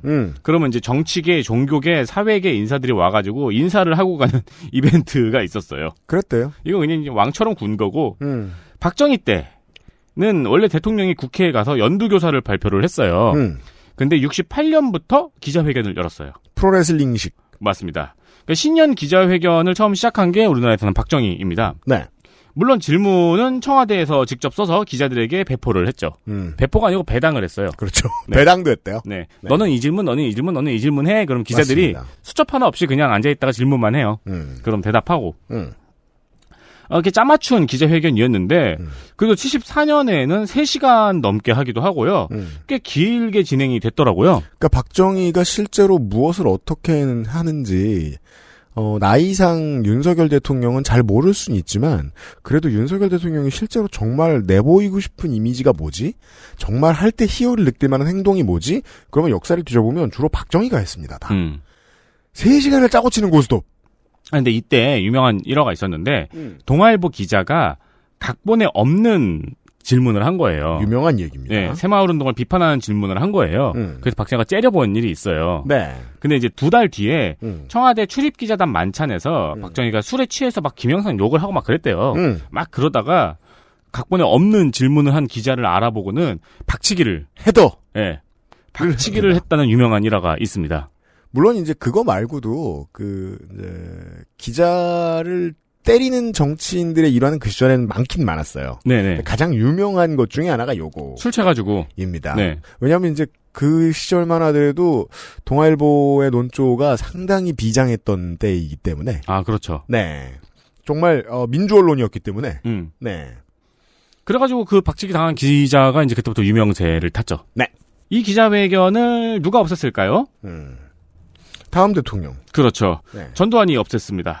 그리고 다시 국회 국정연설을 했다가 85년부터 다시 청와대에서 직접 질문과 답변을 모두 준비한 기자회견을 진행을 했죠. 그랬습니다. 네, 역시 청와대에서 질문과 답변을 모두 준비한 기자회견이었어요. 이 각본으로 짜여진 기자회견이 없어지고 진짜로 기자들한테 직접 질문을 받는 신년 기자회견은 문민정부 때부터였습니다. 네. 이때는 청와대에서 기자들한테 질문을 미리 받아서 정리를 했다고 해요. 대신 이제 미리 협의되지 않은 질문도 가능했다는 기록도 있고 아니었다는 기록도 있고 뭐 그렇더라고요. 저도 그건 알 수 없더라고요. 궁금해서 좀 찾아봤는데. 네. 어쨌든 제가 이게 기억하는 나이가 아니에요, 이제는. 어쨌든 기자가 직접 질문을 써서 질문한 첫 신년 기자회견이라고 할 수 있죠. 그러기는 했댄다. 네, 문민정부 때는 그랬고 국민의 정부 때는 어땠을까? 이때는 이게 노태우부터 시작했다고 하는데 TV에 각계각층의 인사나 국민들이 이제 같이 그 백분토론처럼 출연해가지고 이렇게 질문을 나눈 국민과의 대화. 그죠. 그 전에 한 적이 없어요, 제대로. 노태우 때 했었대요. 네. 근데 이제 김영삼 때는 안 하고, 근데 이제 국민의 정부 때는 김대중 대통령은 이 국민과의 대화를 연초에 진행을 한 거예요. 이게 이제 그 TV 정치, 정치인, 지도자 혹은 그 지도자가 되고자 하는 사람이 국민들께 인사를 올리는 형태의 이런 분위기를 갖춘 행사들이 본격적으로 국민의 정부 전후부터 장사가 됩니다. 네. 그전에도 했는데 네. 어떤 거? 국민과의 대화? 그것도 더 대표적인 게 있죠. 대선 토론. 그전까지 했어도 안 봤어요. 맞아요. 네. 이거를 또 연초에 하니까 이게 이제 신년 이벤트의 성격, 또 이제 신년 새해 이제 대통령의 국정 기조를 국민들한테 설명하는 그런 이벤트의 성격을 가지고 있었죠. 뭐 이 국민과에 대한 정과에 따라 하기도 하고 안 하기도 했는데 이번 윤석열 정부에서 한번 했죠. 그렇죠. 네, 리허설 없다고 했다가 리허설 영상이 공개가 돼가지고 그렇습니다. 푸닥거리가 좀 있었죠. 조금 시끄러웠습니다. 네. 특히 이제 저 같은 세대가 대통령이란 게 뭔지를 알 때는 노태우였고, 그리고 이제 초등학교 때는 김영삼, 중학교 때는 김대중, 수능 끝나고 노무현 대통령이 당선된 거를 봐오면서 자란 세대거든요. 그러다 보니까 이제 세상이 이런 식으로 발전을 하는 거구나 라는 식으로 생각을 했죠. 그러던 시절이었죠. 네, 좀 더 대통령은 내려오고 국민들이 올라가고 대통령과 국민들이 가까워지는 거구나. 뭐 옛날에는 왕이었다는데 군인이었다는데 독재자였다는데 그게 아니면 이렇게 발전을 하는 거구나. 그죠. 라고 생각을 해왔기 때문에 그래서 박근혜 대통령 때가 되게 이상하게 느껴졌던 거예요. 그렇죠. 갑자기 왕이 되니까 왕이 되고 뭐 국회의원들이 못 벌어가지고 안달이니까 진짜 자유 질문 형태라 가지고 기자들이 손들고 질문을 쟁취했어야 되는 기자회견은 참여정부 때부터였습니다. 국민의 정부 때가 아니고요. 네, 이때는 질문을 미리 받지도 않고 그냥 그 자리에서 프리스타일이었어요. 네. 이때는 질문도 질문이고 노무현 대통령도 답변 스타일이 되게 소탈하잖아요. 노무현 대통령이 다른 어떤 대통령들보다 다른 어떤 정치 지도자들보다 가장 자신 있어 하는 파트죠. 의외성을 받아치는 모습. 네. 저는 이게 아주 통사적으로 재밌는 게 한국에서 말하는 방송은 의외성을 허락하지 않아요. 왜냐하면 한국의 미디어쟁이들은 의외성으로 잘 되는 꼴을 본 적이 없어요. 의외성으로 말을 하게 시켜서 믿을 사람이 있다고 생각하지 않아요. 그렇죠. 그건 한국 미디어 시장만 그런 게 아니에요. 한국의 거의 모든 경우들이 다 그래요. 우리가 미국 정치가 아무리 한심하다고 해도 미국 정치인들은 기본적으로 이 능력을 갖추고 들어갑니다. 의외성에 대처하는 말하는 방법. 근데 노무현은 그걸 혼자 아는 되게 드문 사람이었습니다. 지금도 거의 안 나와요, 그런 사람이. 아주 드물어요. 노무현, 노회찬. 미국 정치는 그 프리스타일이 이미지 엄청 나쁜 사람도 그걸 잘하면 또 이미지가 좋아지기도 하고 그러잖아요. 심지어 스탠드업 코미디의 본산이잖아요, 그날은. 그렇죠. 그래서 코미디도 섞을 줄 알아요. 네. 버락 오바마가 잘했죠. 네. 어쨌든 여태까지는 리튼 기자회견이었는데 네. 퓨어 기자회견은 참여정부 때부터였습니다. 퓨어 기자회견. 네. 퓨어 마이크 소이거. 이명박 대통령의 경우에는 대통령 당선인 시절에만 신년 기자회견을 했어요. 원래 12월에 대선하고 2월에 취임했잖아요. 네. 네, 그 취임식 때 눈 오고 그랬잖아요. 그러니까 보통 당선인 신분으로 신년을 한번 맞아요. 그렇죠. 그때만 신년 기자회견을 한번 하고 그 이후에는 신년 기자회견을 안 했습니다. 대통령 되고부터는 안 합니다. 안 합니다. 박근혜 대통령은 신년 기자회견을 했는데 네. 이게 또 각본이 한번 유출된 적이 있었죠. 그렇습니다. 윤석열 대통령과 비슷한 경우. 문재인 대통령은 신년 기자회견도 하고 팬데믹 때는 화상 기자회견도 했습니다. 어떻게든 하려고 했습니다. 이것은 이제 그 상징성도 있고요. 네. 노무현을 이어받은 사람이라는. 왜냐하면 문재인 대통령이 상당한 눌변이라는 건 모두가 알고 있기 때문입니다. 아, 그렇죠. 말 잘하는 사람이 아니죠. 네. 네. 그러다가 임기 마지막 해, 그러니까 작년이죠. 작년에만 신년 기자회견을 안 했어요. 근데 그거 가지고 보수지가 엄청 난리를 피웠죠. 싫다 했지만 우리가 얼마나 기대했는 줄 아느냐. 지금 문재인 기자회견 치면은 그 기사만 나와요. 네. 작년에 안 했다고 뭐라 하는 기사만. 동아일보, 한경, 조선일보에서도 뭐 기자회견을 싫어한다, 불통이다, 비겁하다 난리를 피웠습니다. 그리고 올해 기자회견 했나요? 네. 기자회견 안 했는데 네. 다들 별말이 없으시죠? 뭔가 임꺽정 셋업으로 말씀 한번 하시고 지나갔습니다. 네. 아니 심지어 그 문재인 대통령 신년 기자회견 할 때 국민의힘에서 그때 당연히 국민의힘이었을까 뭐였을까? 국민의힘에서 역대 대통령에 비해서 기자회견 수가 현저히 낮다 이러면서 막 까고 그랬어요. 그렇죠. 뭐 노무현 150회, 뭐 이명박 8회, 박근혜 6회, 문재인 6회 막 이런 식으로 결국 자기 얼굴에 침 뱉는 거였는데. 그러합니다. 네. 네. 그리고 까고 막 그랬는데 올해 윤석열 대통령은 신년 기자회견 한다는 얘기가 아직 없죠. 네. 그리고 조선일보랑 단독 인터뷰를 했어요. 맞습니다. 네. 네. 설레할지는 아직 알 수 없고요. 근데 아직 뭐 한다는 얘기는 없고 안 할 것 같다고 하더라고요, 언론들도. 네. 올해가 이제 집권 2년 차잖아요. 이 집권 2년 차의 신년사가 또 주목을 많이 받는 게 취임하고 첫 신년사라서인데 이제 두 번째 초여름 대통령 아닙니까? 그렇습니다. 그래서 좀 해보고 신년사를 합니다. 네. 그래서 보통 이 집권 2년차의 신년사가 의미가 큽니다. 제가 이거 다 찾아봤어요. 그래서 집권 2년차 신년사를. 이명박 대통령의 경우 2009년이어서 리먼 브라더스 사태 이후니까 뭐 세계적인 경제 위기에 함께 이겨내자 뭐 이런 얘기예요. 그죠. 그러니까 IMF가 얼마만입니까? 한 15년 전에 대한민국에 강요하고 갔던 10년쯤 전에 강요하고 갔던 어떤 것들을 국민들에게 다시 설파했죠. 그렇습니다. 네. 그러면서 이제 그때 의미가 있었던 라인이 뭐 모든 경제 주체가 서로 양보하고 협력하자라고 했네요. 직업을 잃어라 이놈들아. 요 한마디 정도가 좀 의미 있었던 라인이었던 것 같고 네. 박근혜 대통령의 집권 2년차 신년사에는 경제랑 안보 얘기만 했어요.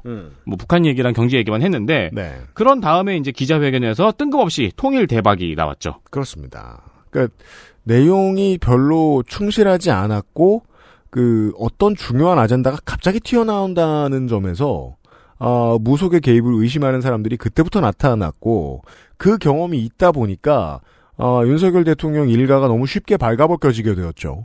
박근혜 대통령의 선례는 그런 긍정적인 점을 남겼습니다. 근데 지금 와서 생각해보면 그 통일대박 막 다음날에 막 신문 1면 전부 다 장식하고 그랬잖아요. 그렇죠. 근데 그냥 아무 의미 없이 나온 얘기였잖아요. 그렇죠. 결국 관련돼서 한 건 없습니다. 이후에 맥락도 없고. 네. 대박인 건 알아요. 네. 문재인 대통령의 2018년 신년사는 제가 찾아보고 좀 당황을 했어요. 내용이 너무 많아요. 많습니다. 네. 이거 요점을 처음엔 제가 쭉 정리를 했었거든요. 근데 정리해놓고 보니까 조금 민망하더라고요. 이게 약간 너무 문비어천 것처럼 보이더라고요. 그래서 오히려 정리를 못 하겠더라고요. 한번 2018년 문재인 대통령 신년사는 한 번씩들 찾아서 읽어보는 걸 추천을 더 드립니다. 네. 네. 제가 취임 2년차의 신년사들을 한 번 다 뒤져가지고 찾아본 이유가 뭐냐면은 이번 윤석열 대통령의 신년사가 너무 파격적이었기 때문입니다. 파격! 네. 네. 보통 문재인 대통령 신년사는 되게 길어요. 깁니다. 문재인 대통령을 제외하고는 신년사는 그냥 모호하고 좋은 말들이에요. 맞아요. 잘합시다. 여러분 이겨냅시다. 우리 국민은 힘이 있습니다. 뭐 이런 얘기거든요. 물론 그 안에 국정 기조가 녹아있긴 한데 직접적이진 않습니다.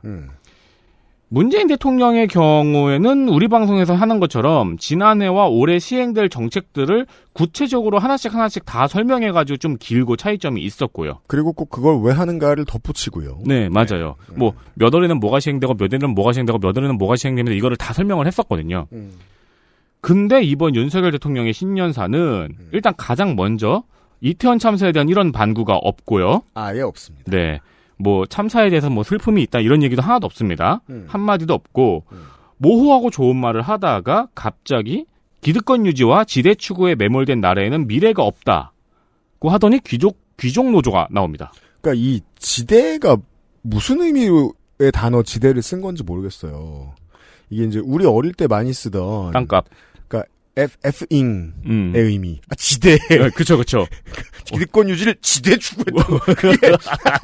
그게 아닌 이상 기득권 유지와 지대 추구에 매몰됐다는 말을 굳이 한다는 건 우리 장모를 빨리 수사하라는 얘기거든요. 그런 줄 알았는데. 우리 법무부 장관이나? 근데 또 노조래요. 또 문제는. 아니 신년사에 귀족 노조라는 워딩이 나와요. 네. 그러합니다. 그리고 노동시장의 이중구조를 개선해야 된다고 하더니 직무중심, 성과급제로의 전환을 추진하는 기업과 귀족노조와 타협해서 연공서열 시스템에 매몰되는 기업에 대한 정부의 지원 역시 차별화되어야 된다고 합니다. 제가 어제 이 원고를 쓸 때는 조 소장님이 이 방송을 할 줄 몰랐어요. 네. 그러니까 다른 건 사실 이제 그 조 소장하고 얘기하면서 시간이 없어서 그걸 다 뺐는데 실제로 이런 좋은 말을 하면서 뒤에 숨기고 있는 밑장이 무엇이냐잖아요. 네. 이 이야기의 밑장은 기업의 부담이 안 되게 모두의 기본급을 다 까버리겠다는 소리입니다. 이게 신년사에서 가장 명확한 메시지예요.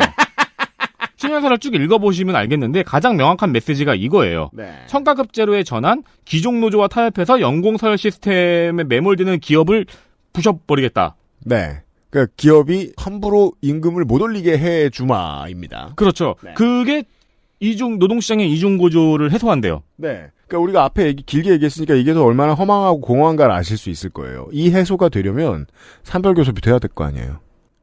그렇지 않으면 임금을 깎겠다는 소리거든요. 근데 노조가 없이 무슨 산별교섭을 해요? 그럽니다. 귀족노조는 없애버릴 건데. 네. 아니 지난 정권 내내 지네들이 저쪽으로 간 다음에 국민들을 갈라치기 했다고 내내 비판을 했잖아요. 네. 우리가 여기 있으니까 국민을 갈라치기 한다 이러면서. 맞습니다. 대통령이 신년사에서 노조와 비노조를 갈라치기 하고 있어요. 네. 이 5년간의 도도한 흐름입니다. 지난 정권이 이제 메시지로서 노조를 늘리는데 공을 세웠고 그걸 되돌리는 중이죠. 네. 이게 뭔 소리냐면 대통령이 신년사에서 쟤네들 국민 아니라고 낙인 찍은 거예요. 그럽니다. 지난번에도 제가 뉴스 아카이브 시간에 사람들이 모여서 단체를 만들고 단체의 이름으로 성명 내는 거를 듣지 않겠다고 하면은 도대체 누구의 의견을 무슨 방법으로 들을 거냐. 그렇죠. 그런 말을 했었잖아요. 이번 국민의힘과 정부의 일관된 기조가 이거예요.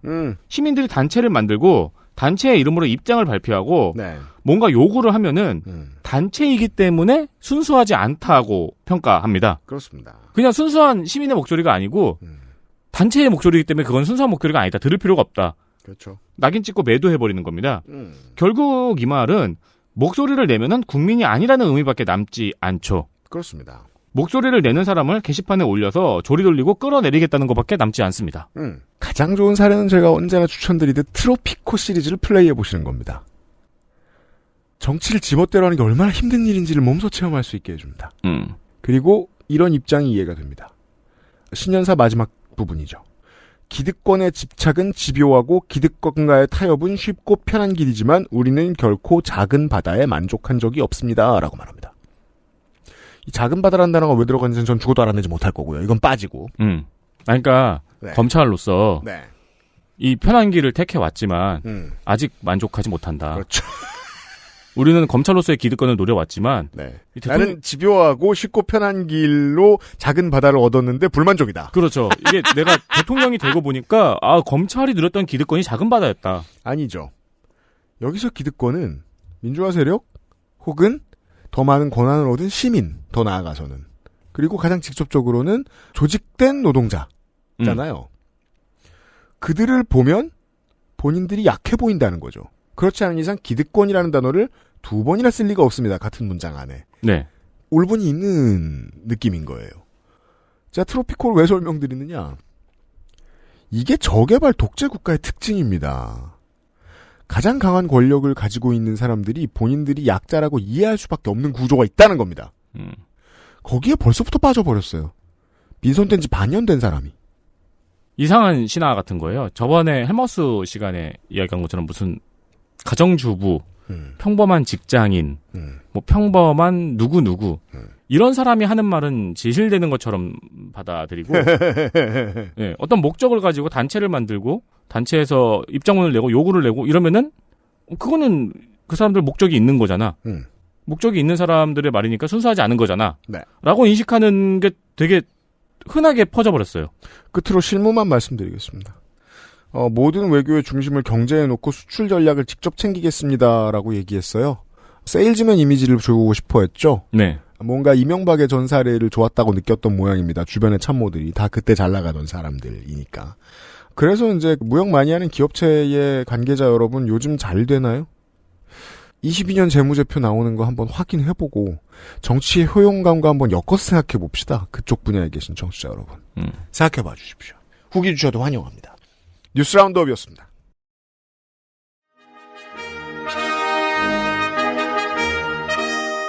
저와 윤세민 에디터 그리고 미스테리한 덕질인.